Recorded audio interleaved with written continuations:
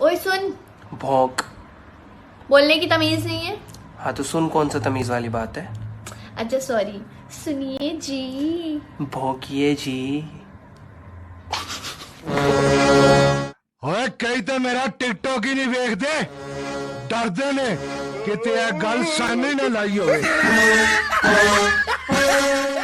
ओए पाकिस्तान दुनिया दा अमीर तरीन मुल्क है। ओए जिस मुल्क च 50 वजीर ते मशीर और सिर्फ फैसले रखे होन कि उन्होंने पिछली हुकूमत नु करप्ट कहना।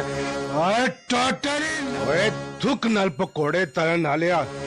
ओए पेट्रोल सस्ता करके ते आटा महंगा करन आलिया। ओए तेनू आवे किसे दी आई? ओए तेरा तकरीबन फिटे मुंह। की होया, की परेशानी है यार बहुत बड़ा नुकसान हो गया जी। की होया? किलो नींबू ले सी सारे खट्टे निकले।